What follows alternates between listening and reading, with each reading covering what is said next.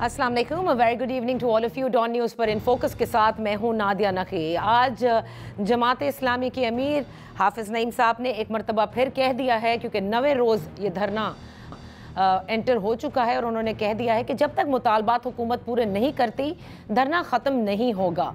और इस दफ़ा उन्होंने कहा है कि हुकूमत किसी के पीछे अब नहीं छुप सकती। लेट्स सी कि ये मामलात कहाँ तक चलते हैं। दूसरी जानिब बिलाल अज़हर कियानी साहब जो हुकूमत के नुमाइंदे हैं, उन्होंने एक बड़ा दावा किया है। कहा है कि 3 साल की कम तरीन सतह पर पाकिस्तान में इस वक्त महंगाई आ चुकी है। आज अडियाला जेल में गैर रस्मी गुफ्तगू भी की है बानी तहरीक इंसाफ इमरान खान साहब ने, और उन्होंने एक मरतबा फिर जब उनसे कुछ सवालात भी पूछे गए तो उनका दोबारा से ये कहना था कि वो किस लिए माफ़ी मांगे, उनसे फ़ौज को माफ़ी मांगनी चाहिए। वो ये समझते हैं कि ज़्यादती उनके साथ हुई है। और साथ ही GHQ का भी उन्होंने हवाला दिया कि उसके बाहर एहतजाज की कॉल देना कहाँ लिखा है कि इसकी इजाज़त नहीं है। एक तरफ ये बातें हैं और दूसरी जानिब वो बहस जब से इमरान खान साहब ने ये ऐलान किया कि वो मुज़ाकरात करना चाहते हैं फ़ौजी क़यादत के साथ, और उस वक्त उन्होंने ये कहा था कि ये मैंडेट उन्होंने महमूद खान अचकज़ई साहब को दिया है, और साथ ही दावत दी थी कि फ़ौजी क़यादत को भी चाहिए कि वो अपना नुमाइंदा मुकर्रर करें। लेकिन आज जब उन्होंने अडियाला में गुफ्तगू की तो उन्होंने कहा महमूद खान अचकज़ई साहब को सियासी जमातों से मुज़ाकरात के लिए उन्होंने कह दिया है। इन तमाम मामलात पर गुफ्तगू करने के लिए इन फोकस हैं फवाद चौधरी साहब, सीनियर सियासतदान, साबिक़ वफाकी वज़ीर। Thank you so much for joining us. Fawad Chaudhry साहब, आपने भी खुशाइन करार दिया था जब इमरान खान साहब ने ऐलान किया मुज़ाकरात के लिए, उन्होंने ये कहा कि फ़ौजी क़यादत के साथ मुज़ाकरात के लिए महमूद खान अचकज़ई साहब को मैंडेट दिया है, उनसे मुज़ाकरात करना चाहते हैं। लेकिन जब आज जो इनके बयान अडियाला में गैर रस्मी गुफ्तगू में सामने आते हैं, जिसमें एक बार फिर वो कहते हैं कि गैर एलानिया मार्शल लॉ है मुल्क में, ये भी साथ में कहते हैं कि GHQ के बाहर एहतजाज की कॉल देना आइन में कहाँ लिखा है कि ये नहीं किया जा सकता, और ज़्यादती मेरे साथ हुई, फ़ौज को मुझसे माफ़ी मांगनी चाहिए। तो क्या आप समझते हैं कि मुज़ाकरात की जो माहौल है या जो राह है वो इन बयानात के साथ हमवार हो सकती है? देखिए, जो इमरान खान साहब की गुफ्तगू है उससे एहसास ये होता है। देखिए ना, एक आदमी जेल के अंदर है, उसको तो जब तक एक रेलिवेंट इंफॉर्मेशन नहीं होगी, जब तक एक पॉलिटिकल एक एडवाइस नहीं होगी, तो जाहिर है कि वो जो गुफ्तगू है वो एक अगर अंदाज़ों पे कर रहे हैं तो फिर एक और बात है। अभी मुझे लगता यही है कि जो लोग इमरान खान साहब से मुलाकात कर रहे हैं, वो कोई उन्हें बड़ी कोई पॉलिटिकल एडवाइस जो है, वो एक तो खान साहब को अवेलेबल नहीं है। और मुज़ाकरात की बात एक बार आपने कर दी, अ, अब ठीक है, अब बात तो दूसरी तरफ चली गई है, उन्होंने करने होंगे कर लेंगे, नहीं करने होंगे नहीं होगी। तो इस चीज़ के ऊपर बार-बार चूँकि सहाफ़ी सवाल करते हैं, तो उसके जवाब आते हैं, उससे एक कंट्रडिक्शन जो है वो होती है चीज़ों की। बट मेरे अपने ख़्याल के अंदर जो एक गुफ्तगू खान साहब ने कर दी है और उसमें उन्होंने कह दिया है कि वो मुज़ाकरात के लिए तैयार हैं, अब ये काफ़ी है। अगर बात दूसरी साइड ने आगे बढ़ानी हुई, तो वो इसके ऊपर बढ़ा लेंगे, अगर नहीं बढ़ानी होगी, तो नहीं बढ़ाएँगे। पाकिस्तान के मसले जो हैं, वो तो ज़ाहिर है कि इस नौइयत के हैं कि बातचीत होनी चाहिए, बातचीत आगे बढ़नी चाहिए। सही। लेकिन ज़ाहिर है, ये तो दूसरी साइड का प्रेरोगेटिव है। मेरे ख़्याल में आज की जो बातें हैं, वो सवालों के जवाब हैं। अब हमें कॉन्टेक्स्ट नहीं पता क्या सवाल हुए और उनमें माहौल क्या था जिसमें ये जवाब हुए। लिहाज़ा उसको एक बड़ी अहमियत मेरे नज़दीक सिर्फ ये है कि इमरान खान मुज़ाकरात के लिए तैयार हैं और वो बात करना चाहते हैं। सही। अब देखिए ना, दूसरी तरफ ने भी तो कुछ करना है। अगर वो तैयार ही नहीं तो बस ठीक है, फिर नहीं होते फिर क्या कर सकते हैं। तो फवाद चौधरी साहब, आप क्योंकि पल्स भी जानते हैं, ज़ाहिर है इस्लामाबाद में बहुत सारे इस वक्त, बल्कि कल तो खुर्रम दस्तगीर साहब ने भी मेरे शो में कहा कि इस्लामाबाद में कुछ इस्तराब पाया जाता है। अब वो भी हुकूमती जमात में हैं और वो उनको भी वो इस्तराब नज़र आ रहा है। आपको क्या लगता है मुज़ाकरात के लिए स्टिकिंग पॉइंट क्या है? 9 मई, क्योंकि 9 मई के हवाले से आपने देखा कि हुकूमत भी इसको बार बार हाईलाइट करती है कि या तो इस पे मिट्टी पाओ वाली बात कर दी जाए या फिर 9 मई पे जो है वो सज़ा देनी चाहिए। फिर जितनी भी कोर कमांडर कॉन्फ्रेंसेस के बाद भी एलामिया आए, फॉर्मेशन कमांडर्स के बाद आए, ऐसा लगता है कि 9 मई जो है यहाँ से आगे नहीं बढ़ा जा रहा। देखो नादिया, ये तो एक इंश्योरेंस पॉलिसी है ना इमरान खान के खिलाफ। 9 मई जितना बात तज़किरा नून लीग पीपल्स पार्टी करती है, वो इसलिए करती है कि उनकी इंश्योरेंस पॉलिसी है और वो इसके ऊपर टिक रहना चाहते हैं। बट फैक्ट इज कि देखिए 9 मई के बाद 8 फरवरी भी तो हो गया है ना, उसको किधर ले जाए? 9 फरवरी भी हो गया है, उसको किधर ले जाए? आप पुलों के नीचे इतना पानी गुजर गया है, पाकिस्तान के जो मसाइल हैं वो कल मेरे ख्याल में जो इम्पोर्टेंट स्टेटमेंट कल मीडिया ने इग्नोर की है वो राजा परवेज अशरफ साहब की तकरीर थी नेशनल असेंबली के अंदर। क्योंकि देखिए परवेज अशरफ जो है ना वो कोई नदीम अफजल नहीं है या वो कोई ऐसे आई वुड से कि अपनी बात खुद करने वाले इतने नहीं हैं। उन्होंने जो भी बात की है वो जरदारी साहब से मुशावरत के साथ और उनकी लाइन लेके उन्होंने की होगी। तो जो उन्होंने बात की कि डायलॉग होना चाहिए और वज़ीर आज़म साहब आप आगे बढ़े और बात करें, मेरे ख्याल में वो बड़ी इंपॉर्टेंट पॉलिसी स्टेटमेंट है पीपल्स पार्टी की। और आई डोंट नो कि मीडिया ने उसको कैसे इसको इग्नोर कर दिया या पीपल्स पार्टी की इसके ऊपर मजीद अब आगे पॉलिसी क्या आनी है या कैसे वो आगे करेंगे। लेकिन मेरा ये ख्याल है कि तेजी से ये एहसास तो हो रहा है हुकूमती हलकों में भी कि बातचीत के बगैर तो गुजारा नहीं है और बातचीत के लिए जो माहौल बनाने की जरूरत है वो भी मौजूद नहीं है। अगर आप एमएनएस को मिसिंग पर्सन्स बना रहे हों, लोगों को उठा के गायब कर रहे हों और उसके बाद आप समझें कि मुज़ाकरात भी हो जाएं इस माहौल में, वो तो कोई मुनासिब बात नहीं है। तो एक माहौल बनाना हुकूमत की जिम्मेदारी है और मुज़ाकरात तो देखिए आप करने पड़ेंगे। पाकिस्तान के अंदर एक बहुत बड़ा पॉलिटिकल बहरान है, बहुत बड़ा मुआशी बहरान है और बहुत बड़ा अब एक जुडिशल बहरान है। इतने 3 बहरानों के साथ और दुनिया की जो पॉलिटिक्स बदल रही है, उधर अमेरिका में ट्रंप जो है वो आ रहे हैं, इधर बरतानिया में लेबर पार्टी आ चुकी है, वेस्टर्न ब्लॉक पाकिस्तान में अभी को खास की नजर नहीं आ रहा। अरब दुनिया गजा के मामलात के ऊपर फंसी हुई है, पैसे आपको चाइना से भी नहीं मिल रहे। तो फिर आप बताइए आपको 8-10 अरब डॉलर चाहिए, हार्ड कैश चाहिए। ये इन्वेस्टमेंट वाली बातें तो ऐसी है ना पब्लिक कंजम्पशन के लिए, बट फैक्ट इज आपको 8-10 अरब डॉलर चाहिए, आपके पास वो नहीं है। सियासी इस्तेहकाम आपके पास नहीं है, जुडिशरी को आप जो है अपना दुश्मन बना बैठे हुए हैं, तो हुकूमत कैसे चलेगी? तो ये आई डोंट नो कि हुकूमत के क्या जो है वो विजन है और हाउ दे वांट टू। सिर्फ सोशल मीडिया पे फायर वॉल लगा के तो नहीं हुकूमत चल सकती है। हुकूमत को तो जाहिर है डिलीवर करना। अच्छा देखिए, जो राजा परवेज अशरफ साहब के स्टेटमेंट का आपने जिक्र किया फवाद चौधरी साहब, इससे ये भी तो मायने लिए जा सकते हैं कि जो हालात हैं, बिल्कुल आपने दुरुस्त फरमाया और आपने कहा कि हुकूमत माहौल बनाए। पता नहीं हुकूमत के हाथ में ये माहौल बनाना है भी या नहीं, क्योंकि ये इस पर भी बड़ी बातें होती हैं। जिस तरह से पीटीआई के सेक्रेटेरिएट को सील किया गया, जिस उज़र पे रऊफ हसन साहब पे जो केसेस बनाए जा रहे हैं या जिन एमएनएस का आपने जिक्र किया, सब कुछ हुकूमत के हाथ में लगता नहीं है वैसे तो। लेकिन ये भी तो इसका मकसद हो सकता है राजा परवेज अशरफ साहब की स्टेटमेंट का कि अगर मुज़ाकरात पीटीआई और एस्टैब्लिशमेंट में हो जाते हैं, आगे बढ़ते हैं, तो नुकसान जाहिर है इन दो जमातों का होगा। कोई पहली बात तो यह है कि एस्टैब्लिशमेंट और हुकूमत एक दूसरे से बहुत अलग नहीं है। अगर हुकूमत एस्टैब्लिशमेंट के तमाम कामों से इतनी ही ला ताल्लुक है तो फिर वो अपने ओहदों पे ना रहें। ये तो नहीं हो सकता कि आप ओहदे भी इंजॉय कर रहे हों, चीफ मिनिस्ट्री भी आपके पास है, प्राइम मिनिस्टर भी आप हैं, वजीर भी सारे आप हैं, और आप कह दें कि नहीं वो सारे काम जो है वो तो एस्टैब्लिशमेंट कर रही है, सिर्फ जो प्रोटोकॉल और वो पैसे कमाने वाले मामलात हैं वो हम करेंगे। ये तो देखिए नहीं हो सकता। दूसरी बात यह है कि मैं तो बड़ा इसके ऊपर जितना भी थोड़ा बहुत तजिया मैं कर सकता हूँ, एस्टैब्लिशमेंट से अकेले डायलॉग मसले का हल नहीं। जब तक ग्रैंड पॉलिटिकल डायलॉग नहीं होगा और पॉलिटिकल पार्टीज उसमें शामिल नहीं होंगी, पाकिस्तान के अंदर इस्तेहकाम नहीं आ सकता। और हमारे जो चैलेंजेस हैं वो इस्तेहकाम के हैं। लेट्स से आज अगर आप पीटीआई ये डील करके आ जाएगी तो पीटीआई की पॉलिटिकल हैसियत क्या रह जाएगी? They will be Imran Khan will be another Shahbaz Sharif. So establishment से डायलॉग अकेले करके इमरान खान की तो जीत ही नहीं हो सकती। उन्हें अगर आइन के मुताबिक ही जो है वो चलना होगा, क्योंकि उनका वोटर जो है वो तैयार नहीं है और एस्टैब्लिशमेंट का रोल को एक लामहदूद रोल देने के ऊपर। अमूमी पाकिस्तान का जो इस वक्त मिजाज है वो भी ये नहीं अब रहा कि एस्टैब्लिशमेंट की ताकत जो है वो वैसी रहे जो तारीखी तौर पे रही है। लिहाजा इसलिए ज़रूरी यही होगा कि ग्रैंड पॉलिटिकल डायलॉग हो जिसमें पॉलिटिकल पार्टीज जो हैं वो इंटेग्रल पार्ट हैं। और डायलॉग तो देखो नादिया वही कामयाब होता है जिसमें तमाम लोगों को कुछ ना कुछ हिस्सा मिले।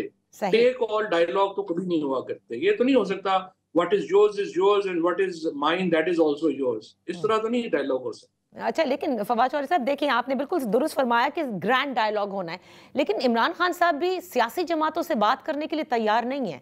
वाज़े तौर पर उनका मौक़िफ़ रहा है, MQM हो गई, पीपल्स पार्टी हो गई, PMLN हो गई, इन 3 से हम बिल्कुल बात नहीं करेंगे, दीगर सियासी जमातों से बात की जाएगी।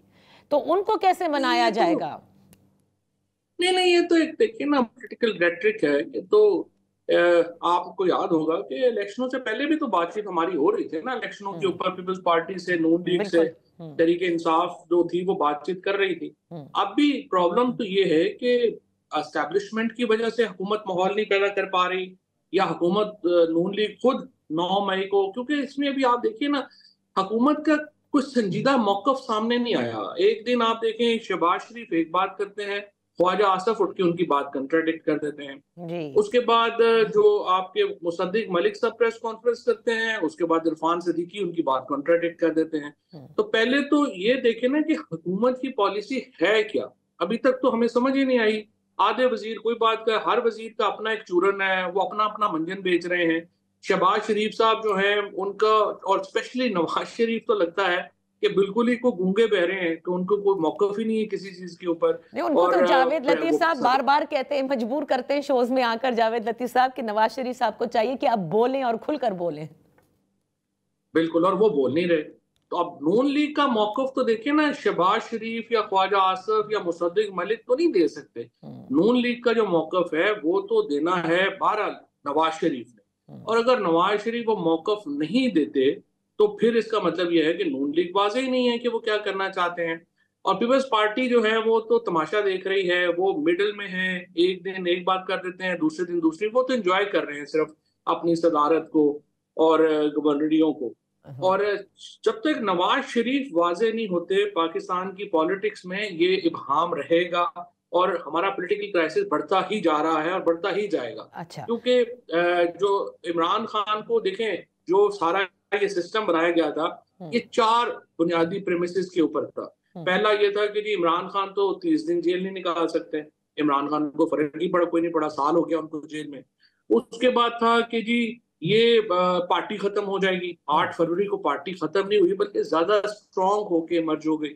सही। तीसरा था कि जी अरब दुनिया इतने खिलाफ है इमरान खान के कि यहाँ अरबों डॉलर के ढेर लग जाएंगे, वो नहीं हुआ। और फिर चौथा ये था कि वेस्टर्न वर्ल्ड इतनी खिलाफ है इमरान खान के कि हमारी एक्सपोर्ट्स 100 अरब डॉलर पे चली जाएगी, वो भी नहीं हुआ।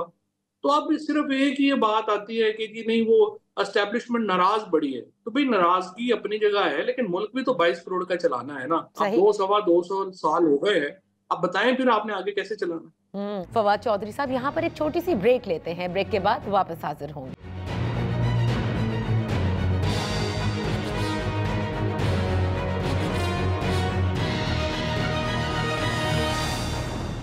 Welcome back. इन फोकस हैं फवाद चौधरी साहब, सीनियर सियासतदान हैं, साबिक विफाकी वजीर हैं। फवाद चौधरी साहब, जो रिपोर्ट आई थी फिच की, उस पर शायद मबनी ही बात की जा रही है कि 3-4 माह के बाद जो है वो इलेक्शन अक्टूबर की तरफ भी देखा जा रहा है कि अक्टूबर नवंबर में इलेक्शंस भी हो सकते हैं। ये बातें कहाँ से आ रही हैं और आपकी हुकूमत के खात्मे की जो दावा है उसकी बेसिस क्या है? देखिए ना, एक तो सिंपल बात तो ये है कि जो जुडिशरी है उसके अंदर जिस किस्म का माहौल इस वक्त है, उसमें अगर ये इलेक्शन ट्राइब्यूनल्स बन जाते हैं तो आप ये देखिए कि 120 सीटें इस वक्त JUI और PTI की मिला के नेशनल असेंबली में हैं। और अगर 35-40 सीटें और जो हैं वो पलट गई नून लीग की, तो 35-40 ना पलटे, मेरे ख्याल में तो 20-25 भी पलट गई, तो नून लीग की हुकूमत तो बिल्कुल डिस्टेबलाइज हो जाएगी और उनकी सिचुएशन जो है वो बदल जाएगी। क्योंकि यहाँ पे फिर अपोजिशन 150-160 के ऊपर अपोजिशन चली जाती है और सिर्फ 10 लोगों का तकरीबन फर्क रह जाता है, जो कि इस हुकूमत को फिर वो कैरी ऑन नहीं कर सकते।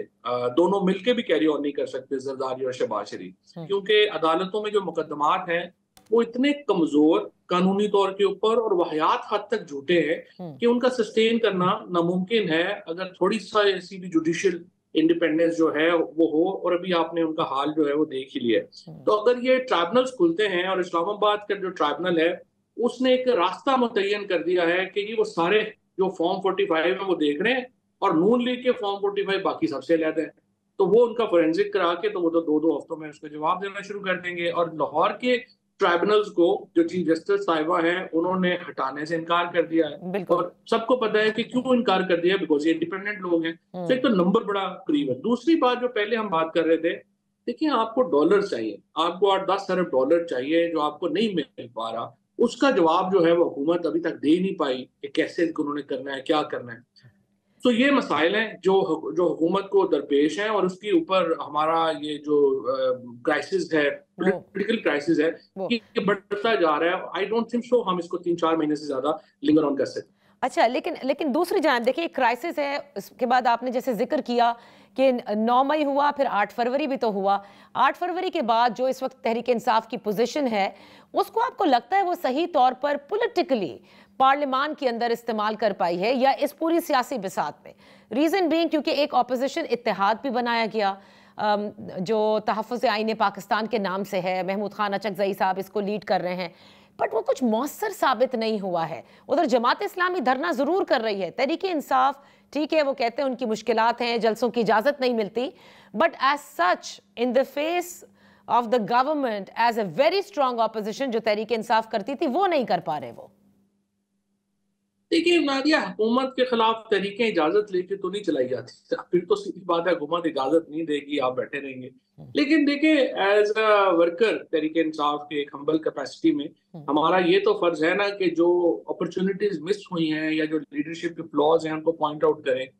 तहरीक चलाने का वक्त था 9 फरवरी को, जब आपके सामने जो मैंडेट है वो चोरी किया जा रहा था, और हर एमएनए और एमपीए ने निकलना था अपने रिजल्ट को बचाने के लिए। उस दिन पीटीआई की लीडरशिप घरों में बैठी रही और इन्होंने तहरीक जो है वो नहीं गिराई। इन्होंने कहा हम पार्लियामेंट में जाके मुकाबला करेंगे, विदाउट रियलाइजिंग कि पार्लियामेंट में आपको जाने ही कोई नहीं दे रहा। उसके बाद लियाकत चट्ठा की स्टेटमेंट आ गई, उसको आपने अकेला ही छोड़ दिया, वो उसका पता ही नहीं बेचारेगा कि वो किधर चला गया। उसके बाद जो अलायंस बनाने में नाकामी है तहरीक इंसाफ की, ये तो एक क्रिमिनल है कि जिस तरह से मौलाना फजलुर रहमान जमात इस्लामी का जो मौकफ था, जिस तरह से इन्हें जो है जिस तरह से जमात इस्लामी और इनका जेयूआई के मौकफ को सामने रखते हुए ये अलायंस बनना चाहिए था, वो इन्होंने नहीं बना सके। और ये हुकूमत अगर अभी तक कायम है तो सच्ची बात है वो तो तरीके इंसाफ की पॉलिटिकल फेलियर की वजह से कायम है। अदरवाइज तो इतनी बड़ी मेजॉरिटी पीटीआई के साथ हो, इलेक्शंस में इस तरह के इलेक्शंस के बाद इस हुकूमत का तो हफ्ते निकालना मुश्किल है। लेकिन चूंकि पॉलिटिकल स्ट्रैटेजी नहीं है, हमारे लीडरशिप जाहिर है उसकी प्रॉब्लम्स हैं, उसकी वजह से ये हुकूमत लिंगर ऑन हो रही है। वरना ये हुकूमत तो अब अपने बोझ के नीचे गिर रही है, ये कोई पीटीआई तो नहीं गिरा रही, ये तो अब हुकूमत अपने बोझ के नीचे गिर रही है। लेकिन फवाद चौधरी साहब देखिए, तहरीक इंसाफ में ये कहा जाता है कि इमरान खान सब कुछ है, वो जो कहते हैं वो होता है। ठीक है, वो जेल में है, उससे बहुत बड़ा एक खला जरूर होता होगा पार्टी की लीडरशिप जब जेल में हो, लेकिन सब लोग मिलते हैं उनसे जाकर। और ये सब लोग में कौन है जो उनमें सियासतदान मंजे हुए भी हैं जो मुख्तलिफ पार्टियों से होकर तहरीक इंसाफ में आए। आई मीन उमर अयूब साहब लीडर ऑफ द ऑपोजिशन है, मंजे हुए सियासतदान है। क्या रीजन है? क्या इमरान खान साहब नहीं सुन रहे, या आपको वही लगता है कि फुकदान है? मेरे नहीं ख्याल को मंजे हुए सियासतदान इस वक्त एक्सेस इमरान खान का, तो सिर्फ उमर अयूब एक जरूर एक्सेप्शन है जो कि मुख्तलिफ जगहों पे आए हैं उनके। उसके अलावा तो जो 3-4 लोग जिनका एक्सेस है खान साहब तक, मसलन रऊफ हसन साहब थे, या हामिद खान है, या शिबली फराज हैं, या गौहर हैं, यही लोग हैं जो जिनका मेन एक्सेस है। और ये लोग किसी पोजीशन में नहीं है इमरान खान को कोई रेलिवेंट इंफॉर्मेशन देने की, कोई पॉलिटिकल एडवाइस करने की। और ये जो वैक्यूम है, ये जो खला है तहरीक इंसाफ की सियासत में, ये जाहिर है इमरान खान की रिहाई में भी बहुत बड़ी रुकावट है। मैं ये नहीं कह रहा कि ये लोग पार्टी के साथ लॉयल नहीं होंगे, I am sure they are very loyal people, I am sure they are doing what they can do, but इनकी जो पॉलिटिकल डेप्थ है वो जाहिर है ना होने के बराबर है, जिसकी वजह से तहरीक इंसाफ की सियासत हमें नजर ही नहीं आती। अच्छा। और अब भी मेरे नजर में ये जो आप देखिए, ये जो इश्यूज हैं अपॉइंटमेंट्स के, मरवत साहब पार्टी में है नहीं है, बिल्कुल exactly, I was coming to that, फलाना है नहीं है, इसकी क्या इंपॉर्टेंस है? मतलब होगा नहीं होगा, क्या प्रॉब्लम है? असल इशू तो ये है कि आप अलायंस बना सकते हैं या नहीं बना सकते। अगर आप आज असद कैसर और महमूद अचकज़ई के ऊपर रिलाय करें और इन लोगों को पॉलिटिकल टीम के साथ ये अलायंस बना सके, पीटीआई की पॉलिटिक्स तब्दील हो जाएगी। अगर ये नहीं बना सके और हुकूमत आईनी तरमीम लेके आ गई तो फिर मसाइल जो है वो और तरह के हो जाएंगे। आपने नोट किया फवाद चौधरी साहब, क्योंकि जाहिर है पुराने और जो बहुत करीब थे, जिनमें आप थे, बाकी लोग जो कि इस वक्त नहीं है तहरीक इंसाफ में, लेकिन इसके बावजूद आरिफ अलवी साहब अभी कुछ दिन तक बड़े एक्टिव हुए और उसके बाद अब वो भी कहीं नजर नहीं आ रहे। आरिफ अलवी साहब का थोड़ा सारा इशू चल रहा है, उनका एक्सेस उस तरह का नहीं है खान साहब के साथ। और मुझे नहीं पता कि वो क्यों उनका एक्सेस नहीं है। और लेकिन बहरहाल वो एक इम्पॉर्टेंट रोल प्ले करने की पोजीशन में तो है। विज विज अगर आप कहें कि एस्टैब्लिशमेंट से डायलॉग्स में भी अगर कोई आदमी रेलिवेंट रोल प्ले कर सकता है तो वो आरिफ अलवी है। तो आरिफ अलवी हो गए, असद कैसर साहब हो गए, और इसी तरीके से बाकी कुछ लोग जो हैं, खुद अली अमीन गंडापुर हैं, ये लोग हैं जो कि रोल प्ले कर सकते हैं। लेकिन मुझे समझ नहीं आ रही कि शाह महमूद कुरैशी साहब को अभी तक क्यों रिहा नहीं किया जा रहा, क्योंकि अगर आपने कोई सीरियस डायलॉग करना है हुकूमत में भी या स्टैब्लिशमेंट में भी, तो शाह महमूद कुरैशी साहब जैसे लोग, परवेज इलाही साहब जैसे लोग जो हैं वो रेलिवेंट लोग हैं जिनसे बात हो सकती है। बाकी जो बाहर अभी लीडरशिप है, जाहिर है तो उनके साथ बातचीत तो मुश्किल है। और महमूद खान अचकजई साहब is like a non starter. नहीं, अचकजई साहब भी इम्पोर्टेंट हैं और वो पॉलिटिकल डायलॉग में अपना रोल प्ले कर सकते हैं। लेकिन जहां तहरीक इंसाफ की अगर बात आएगी तो फिर जाहिर है कि शाह महमूद कुरैशी और परवेज इलाही साहब जैसे जो लोग हैं उनको आगे करना सूदमंद होगा। बहुत बहुत शुक्रिया फवाद चौधरी साहब वक्त देने के लिए। यहाँ पर मैं एक छोटी सी ब्रेक लेती हूँ, जब ब्रेक से वापस हाजिर होंगे तो हुकूमत जिसका जिक्र किया भी फवाद चौधरी साहब ने भी और जो तज्जिया निगार भी कह रहे हैं, उस तरह से परफॉर्म भी नहीं कर पा रही है। और एक तरफ धरना भी है, ऑपोजिशन अलायंस भी इकट्ठी हो रही है, हुकूमत के लिए चैलेंजेस तो बहुत हैं। Let's talk about that right after this one.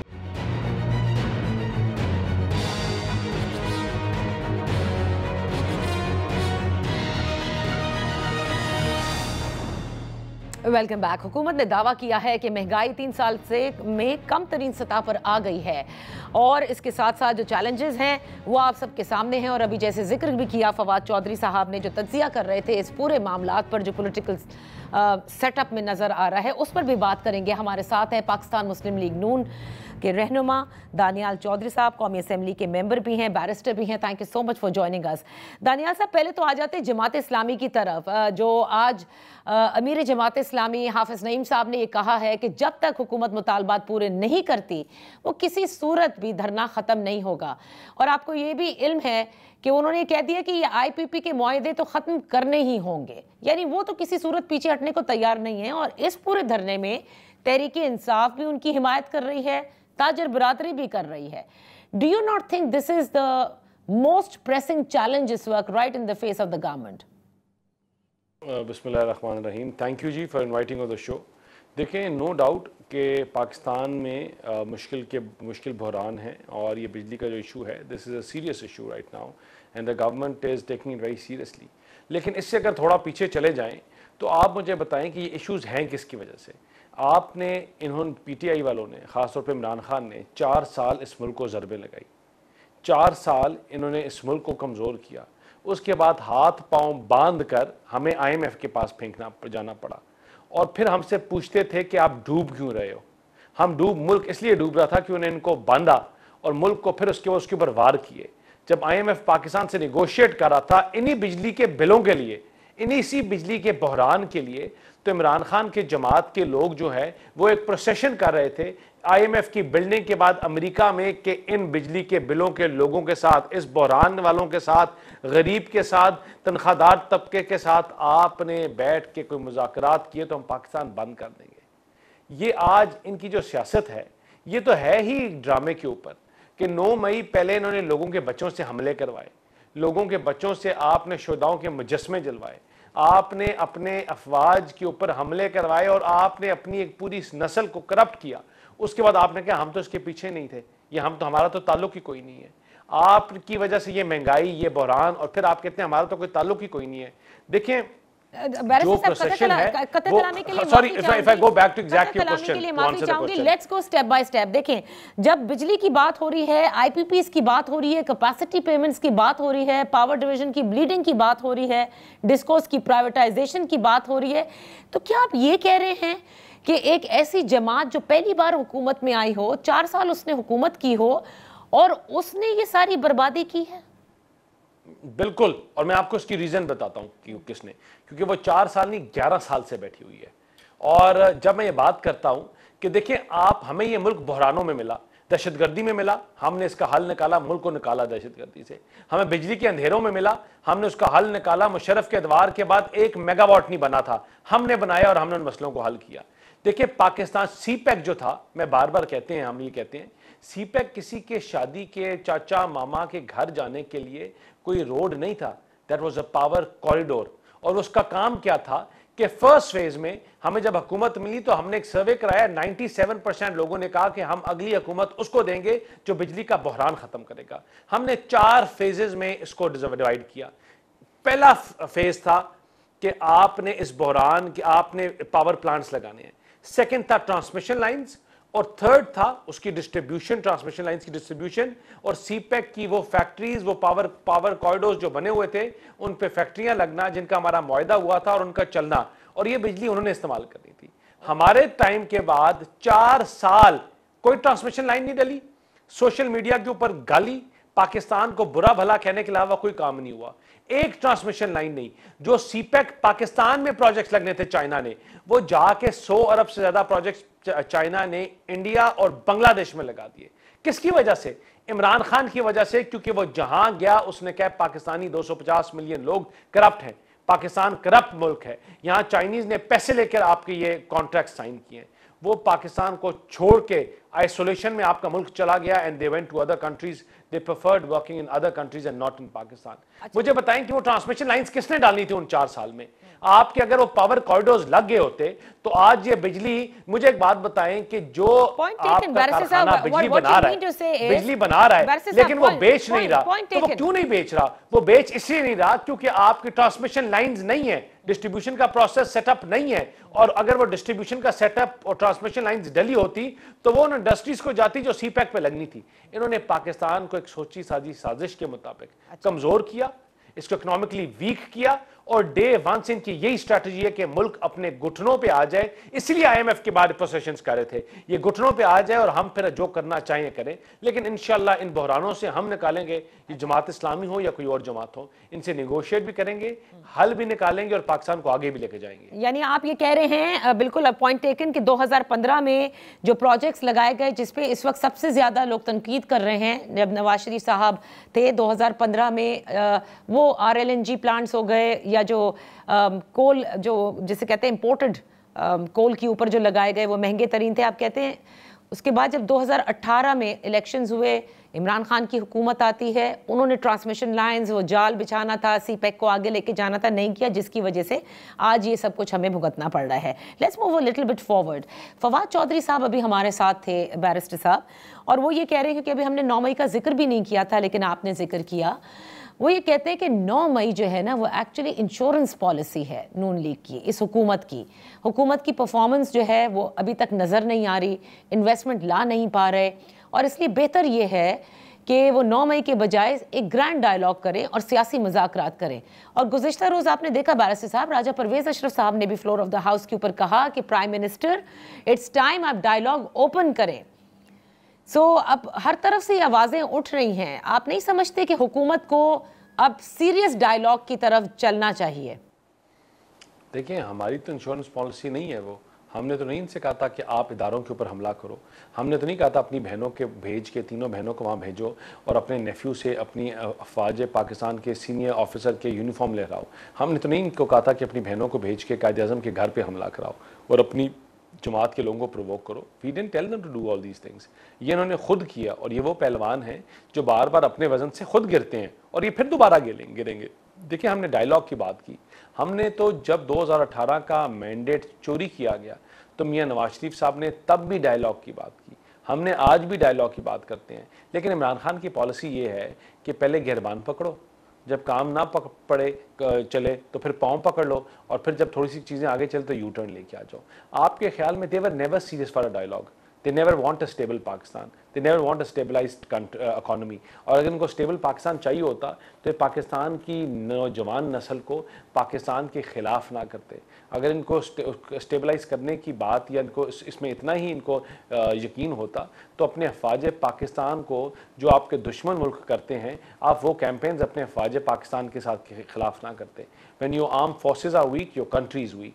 और इन्होंने पूरी कोशिश की कि मुल्क फाइनेंशियली इकोनॉमिकली वीक हो, और आज भी इनका ये एजेंडा है। लेकिन regardless of all these things, हम तो इनको फिर कहते हैं कि देखें, आपने जो कोताहियाँ की, जो गलतियाँ की, जो आपने किया, वो शेख मुजीबुर रहमान हो या मुफ्ती बानी की बातें हों और अपने साथ उनको लिंक करने की बात हो फॉल ऑफ ढाका को, तो हम कहते हैं कि आप माफ़ी मांगें, 9 मई की माफ़ी मांगें, और हम you will rest at the mercy of the courts.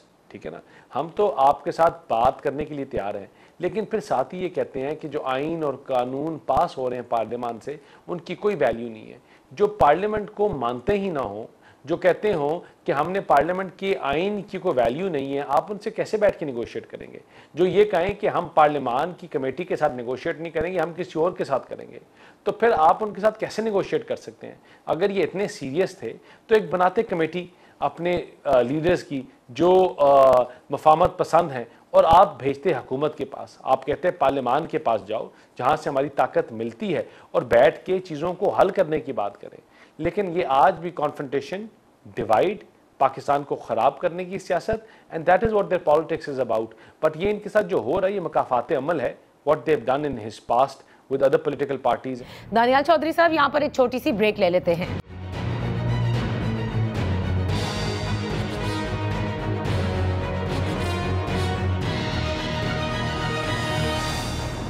Welcome back. In focus है बैरिस्टर दानियाल चौधरी, पाकिस्तान मुस्लिम लीग नून के रहनुमा। दानियाल चौधरी साहब, बिल्कुल आप लोगों के साथ भी ज्यादती हुई थी, जिसका आप लोग बारहा जिक्र भी करते हैं। उस वक्त हम सब भी जिक्र किया करते थे जो कुछ हुआ, लेकिन Pakistan has to move forward. इस वक्त जो हुकूमत कर रही है वो ओन करती है इन चीज़ों को, जो कुछ रऊफ हसन साहब के साथ हो रहा, PTI की सेक्रेटेरिएट को जिस उज़र के ऊपर सील किया गया, जो वो शिकायत कर रहे हैं कि उनके MNAs जो हैं वो गायब कर दिए गए हैं, वो लापता हो गए हैं। आप लोग इसकी ओनरशिप ले रहे हैं कि हाँ, ये पॉलिटिकल जो कुछ हो रहा है बिल्कुल ठीक है, ये होता है, इसी तरह से अपने मुखालफिन से निपटा जाता है? देखिए, हमने तो कुछ भी नहीं किया। हमें आपने अकामा से बेटे से तनख्वाह ना लेने के ऊपर उठाया था। जो इन्होंने किया, ये मकाफात अमल इसलिए है कि वही इमरान खान है जो कहता था इनके मैं AC उतरवाऊंगा, इनके मैं पंखे उतरवाऊंगा, इनका मैं खाना बंद करूंगा, ये रोएंगे। मुझे बात बताएं, आज NRO कौन मांग रहा है और NRO की तलाश में कौन भाग रहा है? हमने इनसे कहा था 9 मई करवाओ, हमने कहा था इदारों के ऊपर हमला करो, हमने कहा था अपने अफवाज के ऊपर हमला करो, हमने कहा था कि उन जहाज़ों को जलाओ, को आग लगाओ जिसने इंडिया के जहाज़ों को आग लगाया, हमने कहा था शोधाओं के मुजस्मे जलाओ और फिर उनका मजाक उड़ाओ सोशल मीडिया पे, हमने कहा कि आप सोशल मीडिया पे पेड कैंपेन्स करो और उसके बाद आपके दफ्तर से उनके अकाउंट्स और उनकी डेटा मिल जाए। हमने आपसे कहा था कि आप ये जो 5th जनरेशन वॉर है, विच इज़ जो मीडिया की दहशतगर्दी है, सोशल मीडिया में सोशल मीडिया टेररिज्म, हमने आपने कहा कि आप पाकिस्तान से बाहर बैठे हुए लोगों को अपने इंस्टीट्यूशन के खिलाफ प्रोवोक करो। देखिए, ये हर दफ़ा अपनी गलतियों, कोताहियों, नलायकियों, इनकॉम्पिटेंस से एक्सपोज होते हैं और होते जा रहे हैं। But if they are serious about it, then there is a way to dialogue, there is a way to talk, and if you follow that way, तो then only the country can prosper and we can sit on a table and talk for Pakistan to go forward. लेकिन regardless of whatever happens ji, हम इंशाल्लाह इस मुल्क को इन बहरानों से निकालेंगे। हमने पहले भी निकाला। हम वो जमात हैं जो जिसने सोशल मीडिया की जमात नहीं है, सिर्फ गाली गलोच तफरीक की जमात नहीं है, जिन्होंने खाली अपनी 5 साल या 11 साल की कारकर्दगी, यानी आप ये कहते हैं कि ये सारे मसाइल पर आप लोग काबू पा लेंगे। लास्टली देखिए, ग्राउंड जो हकीकत पसंद हमें होना चाहिए, आप तो माशाल्लाह सियासतदान हैं, मुझसे ज़्यादा समझते हैं। एक वक्त आता है जब इंस्टीट्यूशन और उन सियासी जमातों में बात होती है जहाँ नाराज़गी हो, जहाँ जिसे कहते हैं चपखलिश हो, रस्साकशी हो या फिर कोई टेंशन हो।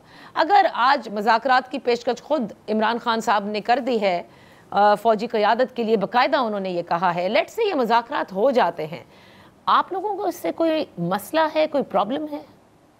देखिए, बात सुने, आपकी पाकिस्तान को आगे लेके जाने के लिए एक सोच चल सकती है। ये सोच कि अगर जो हमारे मुल्क का झंडा जलाएगा हम कहेंगे वो हमारा भाई है, जो हमारे मुल्क में तोड़ फोड़ करेगा, आग लगाएगा, हम कहेंगे हमारा भाई है, जो पाकिस्तान को तोड़ने की बात करेगा हम कहेंगे हम उसको सीने के साथ लगाएंगे, हमारा भाई है। ये सोच और कंस्ट्रक्टिव प्रोग्रेसिव पाकिस्तान की सोच इकट्ठी आगे नहीं जा सकती।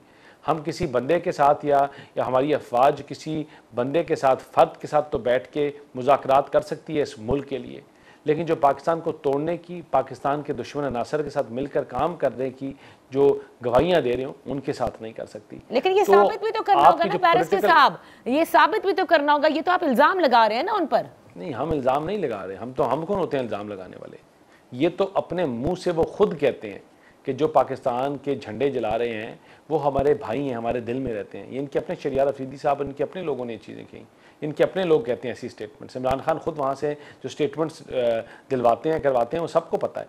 तो अगर तो आपने अपनी चीज़ को, अपने टोन और टेनर को चेंज करके पाकिस्तान को आगे लेके जाने की बात करनी है तो every institution, political institution is ready to talk to you, but you need to show your willingness and true willingness. क्यों आपका जो यू टर्न वाला कॉन्सेप्ट है और जो आपका फॉर्मूला है वो एक्सपोज हो गया है। वो आपकी जो मैं है वो दुनिया को भी नजर आ गई और पाकिस्तान को भी नजर आ गई है। वो तो आज उन्होंने कह दिया है साहब से गुफ्तगू करते हुए कि सबसे बड़ा यू टर्न तो नवाज शरीफ साहब ने लिया है, जिन्होंने पहले कहा था वोट को इज्जत दो और आज उन्होंने वो किसी और को इज्जत दे रहे हैं। उन्होंने कहा है कि बूट वो कह रहे थे, ये इमरान खान साहब का कोट अनकोट आज आया है। हाँ, तो उनकी आज वही रवैया ना कि बूट चाटना, ये करना, वो करना, तो इससे तो फिर बातें नहीं आगे जा सकती ना। आप किसी को गाली भी दो, थप्पड़ भी मारो, गैरमान भी पकड़ो और फिर आप कहो मेरे से बात नहीं कर रहा, मुझे एनआरओ नहीं दे रहा, मुझे दोस्ती नहीं कर रहा मेरे साथ। अगर आप सीरियस हैं तो फिर आप ग्रोन अप्स की तरह you should act like a man, not like a amateur child कि जो हर वक्त तानाबाजी, गाली, बुरी जुबान। आप act like a man and a leader और अपनी मैं को हटा के आपने मुल्क के लिए सोचें। आपकी जो पूरी ज़िंदगी की सियासत है वो है ही मैं के ऊपर, कि मैं ना होता ना तो वर्ल्ड कप ना जीतते। उस वर्ल्ड कप में हीरो इंजमाम भी था, उस वर्ल्ड कप का हीरो वसीम अकरम भी था, लेकिन इमरान खान की जो मैं है ना कि पाकिस्तान को मैंने ये किया तो मैंने वो किया, इस मैं ने इमरान खान को यहाँ पहुँचाया और इस मुल्क को भी इनकी मैं ने यहाँ पहुँचाया है। अगर इनकी मैं ना होती तो आज आपकी पाकिस्तानी इंटरनेशनल एयरलाइंस दुनिया में उड़ रही होती, और अगर इनकी मैं ना होती तो हम इंटरनेशनल आइसोलेशन में ना जा चुके होते। हम अभी अपने ट्रेड, चीज़ें बेहतर प्रोग्रेसिव पाकिस्तान के ऊपर होते। जिस पाकिस्तान को एक डेवलपिंग नेशन का स्टेटस मिला था वहाँ से हम आगे जाते, हम 4 कदम पीछे ना आते। लेकिन इनकी मैं से आज हम पूरा मुल्क सफ़र कर रहा है और इनकी मैं के लिए आगे कोई जगह नहीं है पाकिस्तान। चले देख लेते हैं, जैसे आपने कहा बैरिस्टर साहब कि आप लोगों ने पहले भी किया है, इस मर्तबा भी करके दिखाएंगे। लेट्स सी कि ये होता है या फिर पॉलिटिकली सब लोग मिलकर के बैठते हैं, क्योंकि महमूद खान अचकज़ई साहब ने भी सियासी जिसे कहते हैं राब्तों के लिए अभी गुज़िश्ता रोज़ ये खबर आई थी कि पाकिस्तान मुस्लिम लीग नून से भी, पाकिस्तान पीपल्स पार्टी से भी किए जा रहे हैं। एक तरफ ये ऑपोजिशन की ग्रैंड अलायंस या फिर पॉलिटिकल डायलॉग, या जो डायलॉग इमरान खान साहब चाहते हैं वो होता है। ये सब आने वाले दिनों में ही पता चलेगा। That's all for today. इजाज़त दीजिए, अल्लाह हाफ़िज़।